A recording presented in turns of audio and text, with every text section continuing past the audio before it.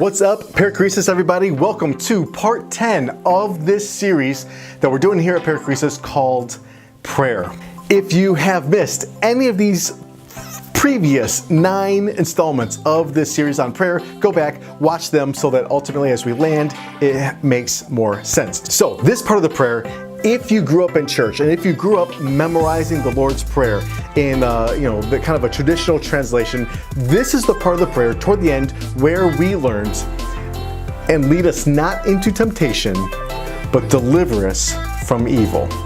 Lead us not to temptation, but deliver us from evil. Okay, that's good. Okay, that's a good, accurate translation. I kind of prefer a little bit more contemporary of a translation. And don't let us yield to temptation. Don't let us yield to temptation, but rescue us from the evil one. What does this mean? Here's the quick thought. We've talked a lot about our approach to prayer, what we say, what we don't say, how we recognize how big God is, His love for us, His generosity, His mercy, how He forgives, how He provides, all of the essentials of our daily life, and how we must recognize He is the King and He ultimately is the one with all of the authority. And so may His kingdom, may He be the one with all the authority in my life. We've talked about all of that. But then there's this part where it says, and by the way, rescue us, yield us not in temptation. Don't let us fall into temptation. Because listen, let's be honest, you and I, we're pretty good at finding temptation. In fact, we sometimes walk around life with our eyes wide open and our ears wide open, trying to look and see and find temptation. So this is the section, the part of the prayer where it's like, God, help me to stay away from temptation because it's really tempting. Temptation is fun. It looks good. It sounds good. It tastes good. It whatever. And this is the part where it says, no, God, there's temptation. I can find it all on my own. Help me stay away from temptation. Remember we were talking about prayer, and Jesus at the very beginning says, okay, well, when you pray, first He says how not to pray. And the first thing Jesus taught on how not to pray was don't pray like the hypocrites. Don't be a stage actor. Don't pretend to be something that you're not. This part of the prayer, it's real. It's raw. Don't pretend that you want to stay away from temptation if you don't. So Jesus goes right after it. Help me, God. Help me not want temptation. In fact, rescue me, because that's what I need. I need to be rescued. I cannot do it on my own. Similar to what we were talking about the other day with the Israelites in the desert and how it was, if it was only up to them, they would have died of starvation. They couldn't do it. They had to have God show up and provide. Here's another example where Jesus recognizes, listen, people, get it. The only way you can survive, temptation, whatever, you can't make these choices on your own. The only way you can survive is if you are rescued by God from the evil one. Within this part of the prayer, intrinsic is this idea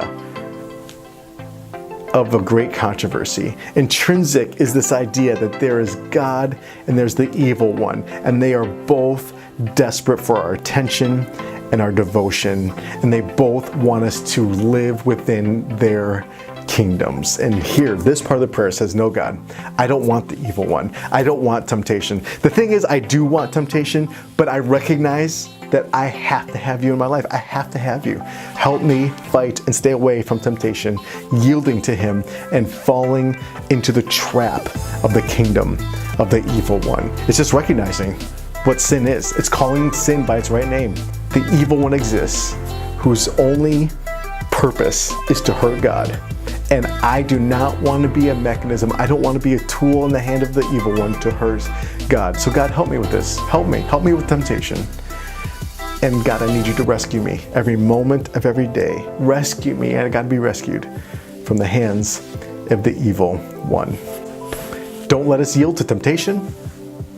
And then Jesus ends it, but rescue us from the evil one.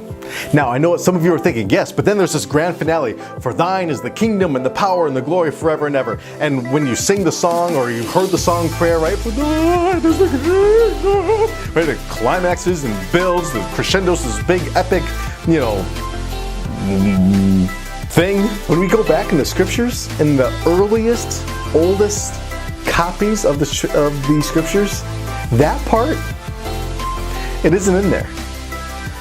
And so I wonder if originally when Jesus was teaching the disciples how to pray, maybe this is how he landed.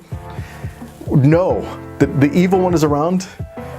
He's going to try and get our attention, to keep our attention away from God. So rescue us from the evil one. And I'm pretty sure that's probably how Jesus ended the prayer. So if we were to take all the things that we've talked about in prayer, or about prayer in this series, this 10-part series, I would kind of boil it down. When it comes to prayer, think about 3 letters. And I have to give all of the credit for these 3 letters to Andy Stanley, who totally teaches this. And I was watching it or hearing it one day, and I was like, wow, that's so good. So I've decided to apply that to my life, and now I'm teaching you. So Andy Stanley teaches these 3 letters. When it comes to the Lord's Prayer, there are these 3 letters that should stand out in our mind, and that is this: DSA. First, the D.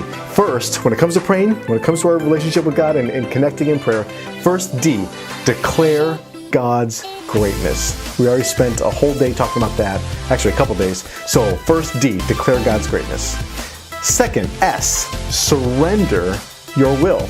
We talked about that. May your kingdom come. May you be the king of my life, right? I want to live within your kingdom, which means you have the authority, so I am surrendering to you. S, surrender your will. Not my will, not what you want, but may we surrender our wills, what we want out of life, and give it to God. And say, I want to live and have my life experience follow, my life narrative follow what you want, God. So surrender your will. And then finally, the A, acknowledge your dependence.